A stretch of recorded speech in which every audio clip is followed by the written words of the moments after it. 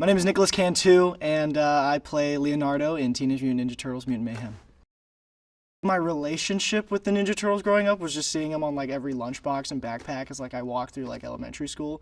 But I think the only like official piece of turtle media I've ever interacted with was like a Turtles in Time arcade machine. So I played the game, and I was, with my brothers and stuff in like some retro arcade here in Pasadena or something, and that was the first time I like had experience firsthand with the Teenage Mutant Ninja Turtles. Dude, I was Leonardo.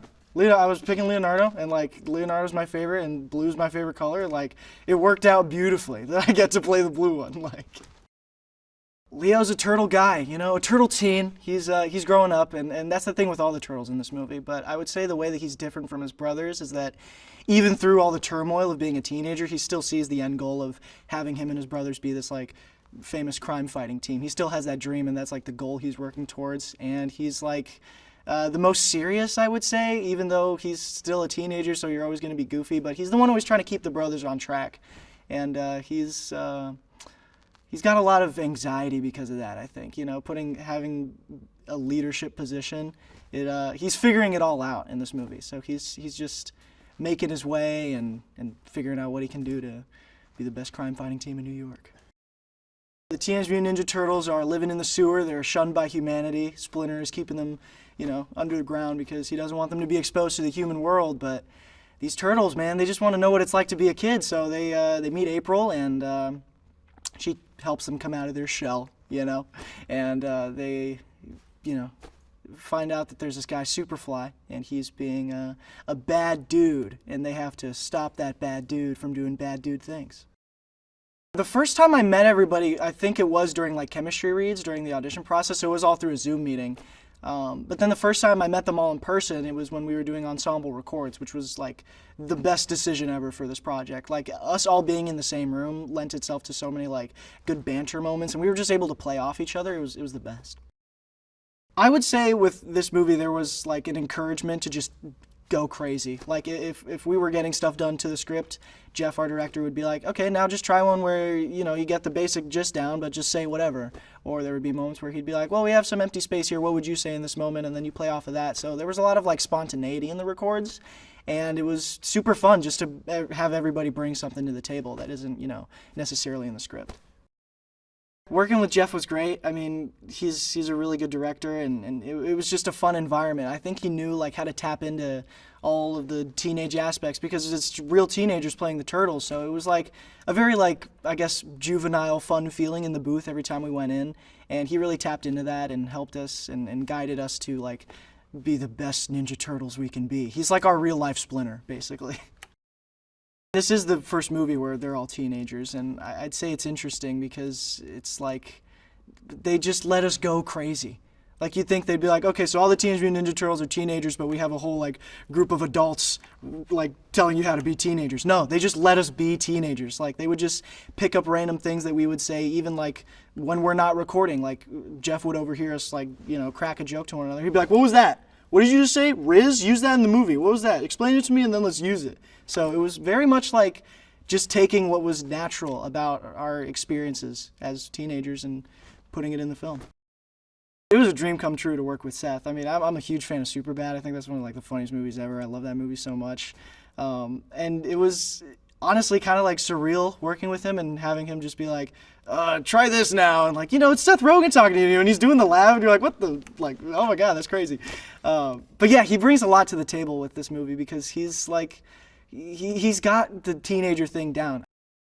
Superfly's our big bad. He's played by Ice Cube, and we had a session with him, and that was really, really fun getting to meet Ice Cube, Mr. Cube. It was great. And Superfly is this mutant dude who's got a bunch of mutant friends, and they've experienced firsthand what human beings think of mutants, and it's not good things. And so Superfly's like, well, guys, if we're going to be shunned by society, I think the only way to fix this is to exterminate all humans on planet Earth. I'd say Leo is probably the turtle who's most okay with living in the sewer.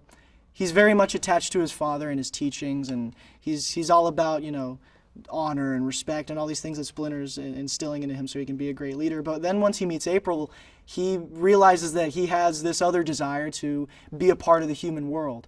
And it's something that his brothers have thought about for a long time, but it's not until Leo establishes a connection with somebody outside of his family and also a stranger and a human being, which is so foreign to him, that he realizes like, oh man, this is super cool and we gotta pursue this life of interacting with the world above. Yeah, it was super fun recording with Io. Working with her on Teenage Mutant Ninja Turtles was really, really fun. She brings this, like, God, I don't know how to, like a smart aleck kind of thing to April, and she's really like, just trying to help the turtles. Splinter is our rat dad. He is teaching us ninjutsu and how to be good turtle boys.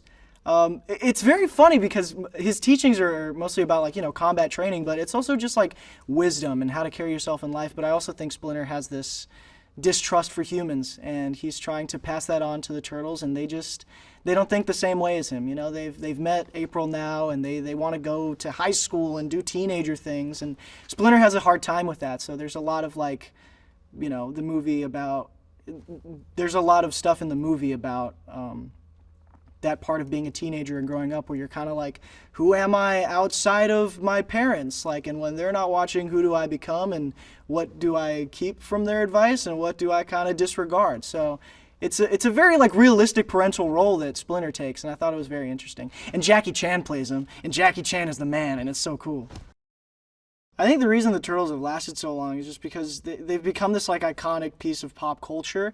But from their origins of being this indie comic started by two guys living in the same house in like Northampton, like it's crazy how this huge franchise that has been around longer than I've been, and I've, like I said, seen lunch boxes and pajama bottoms and stuff, like that was started by just two guys who loved making comics, and you really saw that, and I think that's why it's lasted so long. I think it's a great movie for all ages because, you don't have to be like the biggest Turtle fan to enjoy it, but if you are the biggest Turtle fan in the world, you're gonna be like, dude, oh my god, Wingnut's first feature film appearance or something. I don't know if that's true, but like, we have some crazy mutants in here that have never gotten like the feature film treatment. So there's stuff for everybody. It's very funny, it's got heart, there's action, there's comedy. Like if you like dudes kicking butt and butt jokes, not butt jokes, but like just jokes, I don't know. I'm trying to sell the movie. It's just funny and it's cool and they fight things. It's awesome. Go watch it.